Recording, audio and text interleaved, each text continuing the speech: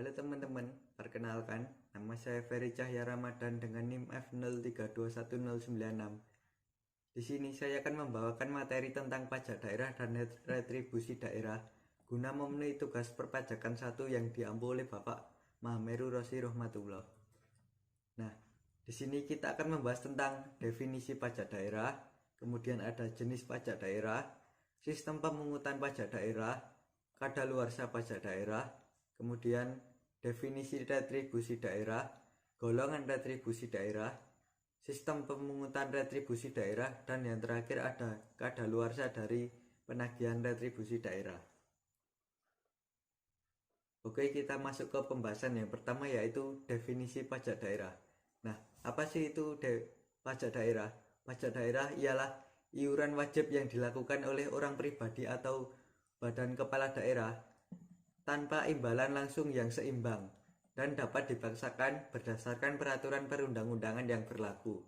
Nah, pajak daerah ini digunakan untuk membiayai penyelenggaraan pemerintahan daerah dan pembangunan dari daerah itu.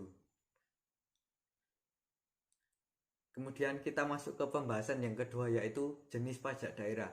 Nah, pajak daerah itu digolongkan menjadi dua jenis, yaitu pajak provinsi dan pajak kabupaten atau kota. Nah, pajak provinsi sendiri contohnya saja ada pajak kendaraan bermotor, ada pajak bahan bakar kendaraan bermotor, pajak air permukaan, pajak rokok, dan sebagainya.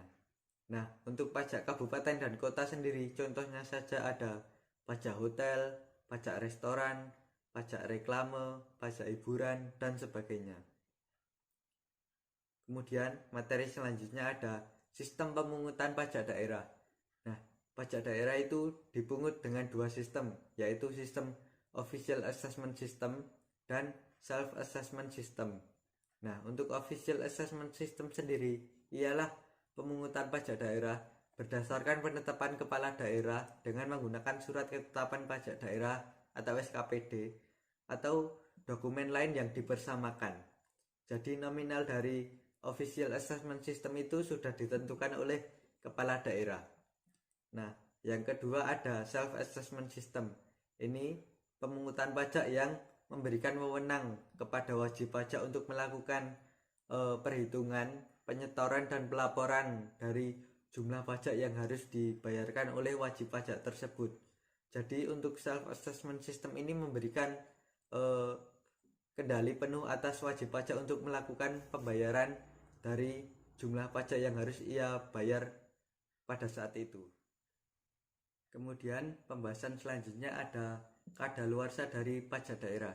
Nah, batas kadaluarsa dari pajak daerah ialah 5 tahun, kecuali wajib pajak daerah tersebut melakukan tindak pidana pajak daerah. Nah, pembahasan selanjutnya ada retribusi daerah. Nah, apa sih retribusi daerah itu? Retribusi daerah adalah pungutan daerah sebagai pembayaran atas jasa atau pemberian izin tertentu yang khusus disediakan atau diberikan oleh pemerintah daerah untuk kepentingan pribadi atau badan. Nah, jadi retribusi daerah ini memiliki perbedaan dengan pajak daerah. Kalau pajak daerah tadi memberikan imbalan secara tidak langsung, tetapi kalau retribusi ini memberikan imbalan secara langsung berupa pemberian izin atau manfaat tertentu untuk orang pribadi atau badan.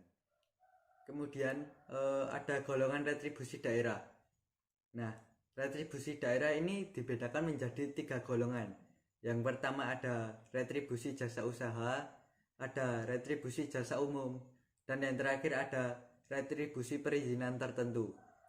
Nah, retribusi jasa usaha ialah pelayanan yang disediakan oleh pemerintah daerah dengan menganut prinsip komersial.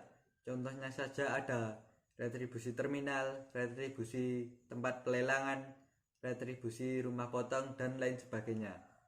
Kemudian retribusi jasa umum itu adalah pelayanan yang disediakan oleh pemerintah daerah untuk tujuan kepentingan dan kemanfaatan umum serta dapat dinikmati oleh orang pribadi atau badan tertentu.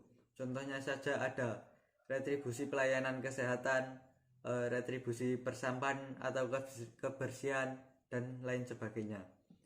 Kemudian yang terakhir tadi ada retribusi perizinan tertentu. Nah, ini pelayanan perizinan tertentu oleh pemerintah daerah kepada orang pribadi atau badan untuk pengaturan dan pengawasan.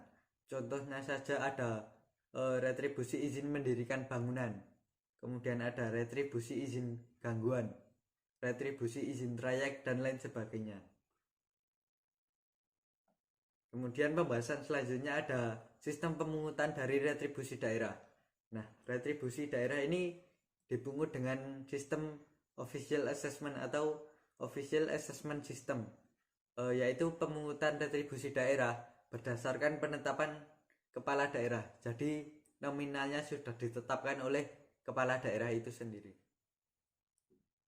Kemudian materi selanjutnya ada kadaluarsa penagihan retribusi daerah.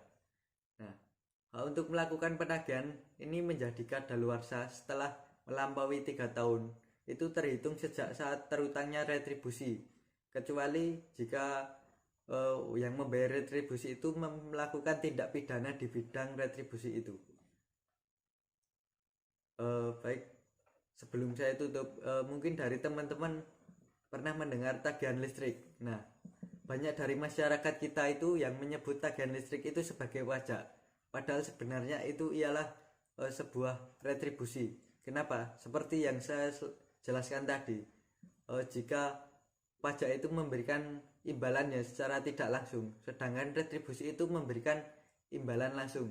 Jadi tagihan listrik itu lebih cocok atau lebih tepatnya disebut sebagai retribusi listrik.